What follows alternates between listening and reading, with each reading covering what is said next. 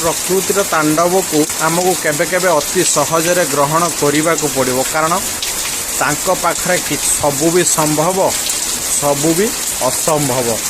ଲଗାଣ ବର୍ଷାରେ ବେହାଲ ଆମ ଅଞ୍ଚଳ ପାଖାପାଖି ଲଗାତାର 3 ଘଣ୍ଟା ଧରି ଲାଗି ରହିଛି ବର୍ଷା। ଆପଣ ଦେଖୁନାହାନ୍ତି, ଆପଣଙ୍କୁ ଦେଖାଇ ଦେବା ପାଇଁ ଚାହିଁବି। ଲଗାଣ ବର୍ଷାରେ ବେହାଲ ପୁରା ଲଗାତାର ଭାବରେ 3 ଘଣ୍ଟା ହେବ ଲାଗି ରହିଛି ବର୍ଷା, ଛାଡ଼ୁନି। ଇଏ ପ୍ରକୃତିର ତାଣ୍ଡବ।